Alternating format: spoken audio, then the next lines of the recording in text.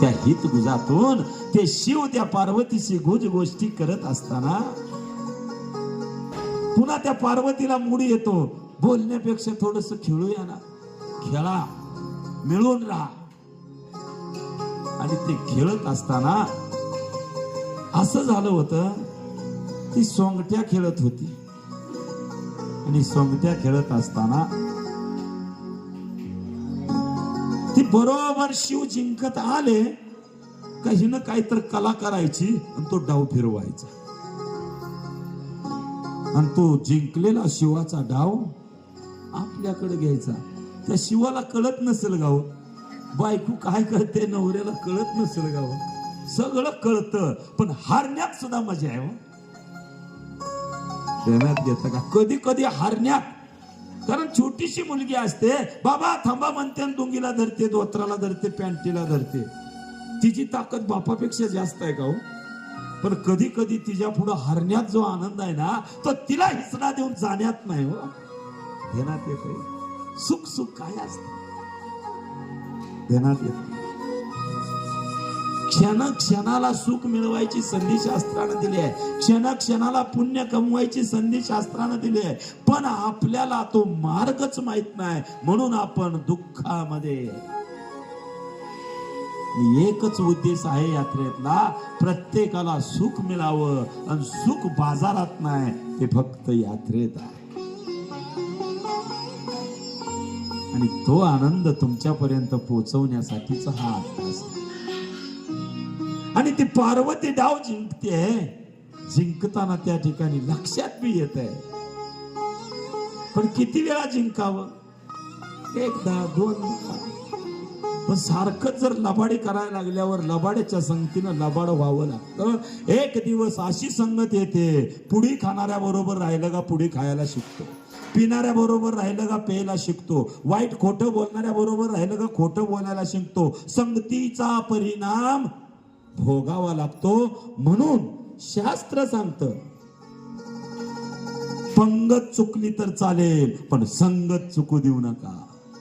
पंगत चुकल्यावर एक दिवस उपास घडेल, पण संगत चुकली का आयुष्यभराचा काळिंबा लागेल, आयुष्य वाया जाईल. म्हणून राहावं कोणाच्या संगतीत, हे ज्याला कळलं त्याचं आयुष्य बदललं. बरं, आमचे वडील दादा एकच सांगायचे, बळ्या गरीब राहूया, पण स्वाभिमान घाण ठेवायचा. आणि त्या स्वाभिमानासाठी आयुष्यभर लढले, आयुष्यभर जगले. कथा कीर्तनातून त्यांनी तेच सांगितलं, आणि तेच पुण्य उपयोगाला आलं, म्हणून तुमच्या समोर आहे. मायबापासारखं दुसरं दैवत नाही हो. ज्याला बाप कळला त्याला सगळा सगळा सगळा सगळा जग कळलं, देव कळलं, सगळं कळलं. पार्वती डाव जिंकते, आणि सारखं जिंकल्याबरोबर शिव रागानं ताडकन उठले, आता भेटायचंच नाही, चल नकोच तुझी संगत मला. किती लबाड करायचं, गेले निघून.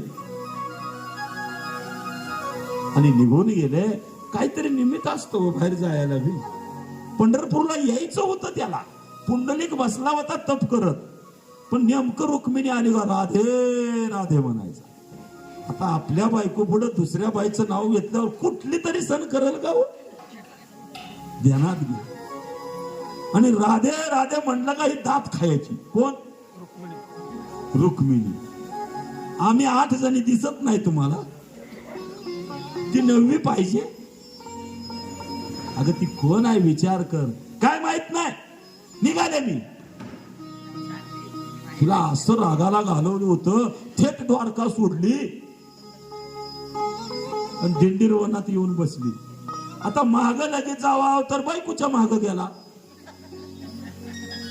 मग जायचं तर आहे तिच्या माग, कारण मंगळसूत्र बांधल्यावर मंगळ माग लागला आणि सूत्र तिच्या हातात गेले. सूत्रधाराच्या माग जावं लागतं. पण कसं जायचं ही बी कृष्ण कथा शिकवते बर का. तो मग काय केला, कुठं आला, गोकुळात आला. गोकुळातले गुरं घेतली, गोपाळ घेतले, तिथली जीजी येणारी गोवर्धन घेतली, यमुना घेतली, सगळी घेतली. सगळा लवाजामा घेऊन धुरोळ्यातनं पांढरा शिपट होऊन गेला. पांढरा झाला म्हणून पांढरा, पांढरा रंग, पांढरा पांडुरंग झाला.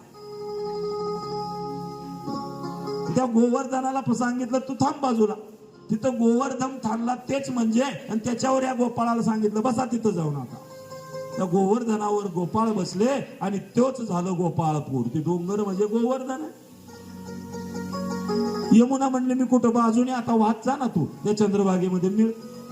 ती वडा नाही बरं, नदी आहे, यमुना नदी आहे, पण तिची घाण करून वडा केला लोकांनी. हा लय लीलाधारी आहे, सगळ्याचं काम करतो. आणि त्या गोपाळाला घेऊन त्या असणाऱ्या विष्णुपदाला गायी बरोबर काला केला, म्हणून त्याला विष्णुपद म्हणतात. आजही पावलं उमटलेले दिसतात. एक महिनाभर तिथं राहतो पंढरपूर सोडून, आनंद येतो. मूळ विषयाकडे या. आणि त्या पार्वतीनं